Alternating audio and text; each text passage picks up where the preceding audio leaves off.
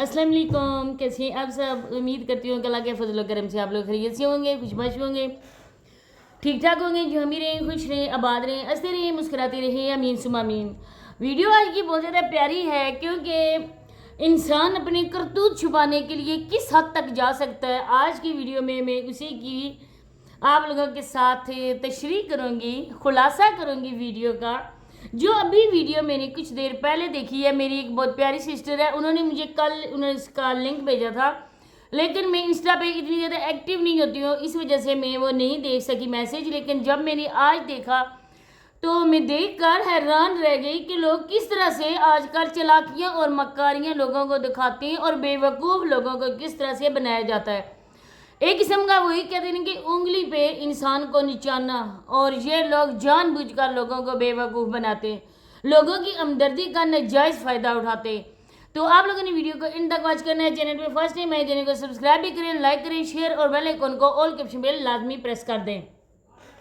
मेरी प्यारे बहन भाइयों, आप लोगों को तकरीबन 2-3 महीने से ज़्यादा अरसा हो चुका है इस बात को सुने हुए और इनकी वीडियोस को देखते हुए। दूसरी शादी का कौन सा तीर मार लिया। दूसरी शादी तूने की और अपने अय्याशियों के लिए की। मैं आज भी कहती हूँ, उस टाइम भी मैं कहती थी कि ये शादी वाला जो है ना, ये बिल्कुल ठीक है, इसमें कोई झूठ नहीं है, क्योंकि शादी इसने अपनी अय्याशी की वजह से की थी और वो औरत मजबूर होकर इसके निकाह में आई थी।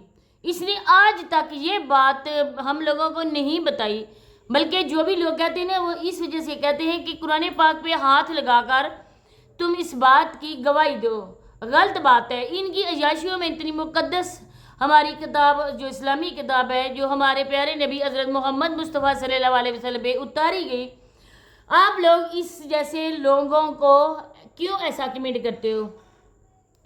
ये गंदे लोग हैं और इनकी गंदगी भी चारों ओर फैल रही है। अब जब ये बंदा बता ही नहीं रहा कि इसने शादी क्यों की थी, वजह क्या बनी थी, उसको मिली कहाँ से थी, आए बाएं शाएं हवा में तीर ये बंदा चला रहा है। कभी ये कहता है कि उसके मेरी मुलाकात नहीं हुई थी, मुझे किसी ने फ़ोन पर उसके साथ रब्ता करवाया था, मैंने पहली बार उस औरत से फ़ोन पर रब्ता किया, मैं फ़ेस टू फेस उस औरत को नहीं मिला। अच्छा, इतना बड़ा बंदा जो है ना, वो जिसने इतनी उम्र गुजार ली, वो बंदा इस तरह से किसी के हाथों की खटपतली बन सकता है, किसी के इशारों पे नाच सकता है। आप इस बात को जानते होंगे माशाल्लाह से, समझदार मेरे प्यारे बहन भाई हैं। कौन ऐसा बंदा है जो किसी के कहने पर आके ये काम करे। मैं ही फर्ज की किसी को बोलूँ, हाँ जी आपने ऐसा करना है, आपने ये करना है, किसी को हम बोले कि जाओ इतनी बड़ी हमारे से छलांग लगा दो, वो बंदा कोई लगा देगा। इसी तरह से ये जो ज़िंदगी है हमारी होती है ना, ये होता है कि इंसान क्यों कहते हैं शादी एक जुआ होता है। एक शादी तुमने उस औरत को घर से भगा कर की, उसकी बेटियों को तुमने माँ के होते हुए छोड़ा, यतीम किया, फिर भी तुम्हारी प्यास नहीं बुझी, फिर भी तुम उसी औरत पर जो तुम्हारे लिए इतनी दूर आई, भाग के आई, बदनामी से ही सारा कुछ किया, वो तो वो जानती होगी या उसका खुदा जानता होगा। उसने इस बात को छुपाने के लिए, तुम्हारे साथ शादी करने के लिए उसने कितनी बातों को झीला होगा, कितनी बातों को बर्दाश्त किया होगा, ताने बर्दाश्त किए होंगे, लेकिन तूने क्या दिया उसको, तूने एक और दुख दिया, सौतन का। अब जब इनके दरमियान ये मुआहदा हुआ था, क्योंकि आजकल आप लोगों को पता होगा कि शादी अगर की जाए हलाला के लिए, और वो भी एक मुआहदे के तौर पर, तो कॉन्ट्रैक्ट में कभी मुआहदा नहीं होता हलाला, क्योंकि इसको बिल्कुल जायज़ नहीं माना जाता। उसको जो तलाक दी जाए वो भी निकाह बातिल ही होता है। जब आप लोगों ने इसी शर्त पे किया था, और ज़ाहिर बात है कि इसमें इसकी मर्ज़ी राबिया की भी शामिल होगी, राबिया ने ही फोर्स किया होगा कि मेरी शोहर के अलावा आपको कोई काबिल एहतराम बंदा नहीं मिलेगा जिससे आप हलाला करें और अपने पहले शोहर से दोबारा से आप शादी करें। ज़ाहिर बात है कि वो औरत बच्चों वाली होगी, तलाक याफ्ता तो लिखी हुई थी, क्योंकि इसने निकाह नामा जो दिखाना था, निकाह नामा दिखाकर इसने तो अपना तरफ से ये कह दिया था ना कि मैंने झूठ नहीं बोला। इसने अपने आप को सच्चा साबित करना था, इसने अपने आप को बेकसूर साबित करना था। आए रोज़ लोगों की बातों को लेकर ये बंदा कंटेंट बना लेता है। इसी वजह से अब ایک بھائی کا بھی چینل شروع کر لیا, اپنا چینل بھی شروع کیا. اس شادی کو لے کر یہ بندہ بہت آگے تک جانا چاہتا ہے. شادی ہوئی تھی صرف اور صرف حلالہ کے لیے, اور جب حلالہ کی وہ دن ختم ہو گئے, اس عورت نے تو اپنے پہلے شوہر کے پاس ہی جانا تھا نا, کیونکہ اس عورت نے تو اسی شرط پہ نکاح کیا تھا کہ تم مجھے طلاق دو گے.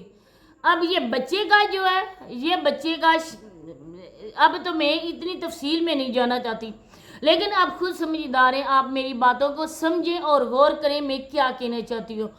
جب حلالہ ہو گیا, حلالہ اس طرح کا نہیں ہوتا نا, نکاح کیا, اس عورت کو بھیج دیا اس کے ماں باپ کے گھر, اور اتنے دن کے بعد اس کو طلاق دی, نہیں, بلکہ ایک ساتھ رہنا پڑتا ہے.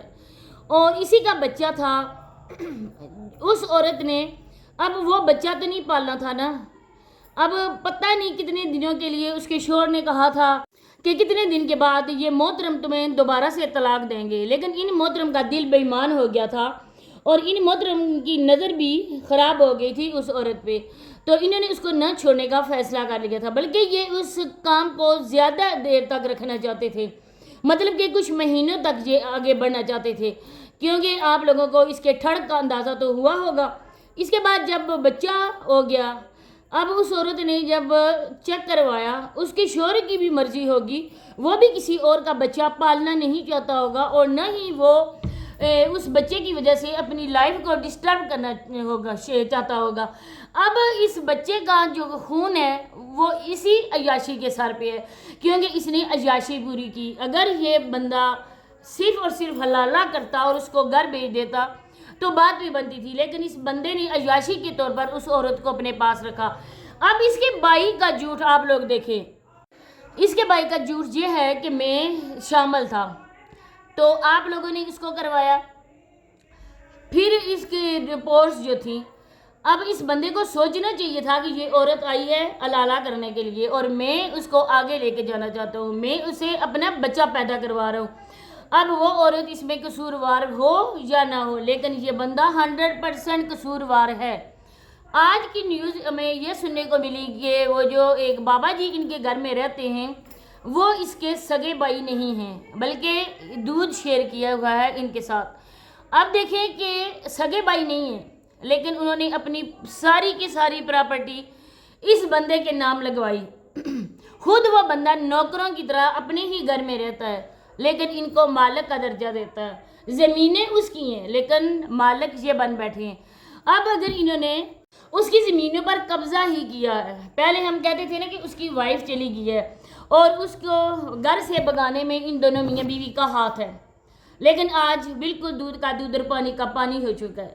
یہ دونوں میاں بیوی بہت ہی زیادہ گنہگار ہیں, کیونکہ انہوں نے کہ ہنستا بستا گھر اجاڑا ہے, اور اپنی وجہ سے, اپنے مفاد کی وجہ سے اس کی بیوی اور بچوں کو گھر سے نکالا. ایک باپ نے اپنے بچوں کو آگ کیا. یہ کس طرح سے چین اور سکون سے رہ سکتے ہیں؟ بالکل نہیں رہ سکتے. جب اس بندے کو کوئی مسئلہ مسائل بنتا ہے, اس کو یہ کراچی بھیج دیتے ہیں. ابھی بھی کہہ رہا ہے کہ وہ کراچی گیا ہوا ہے کوئی آپریشن وغیرہ کروانے کے لیے, لیکن یہ بات سراسر جھوٹ ہے. اللہ جانے اس کو کہاں سے اس کے لیے نکال دیا, کدھر گیا کدھر نہیں گیا.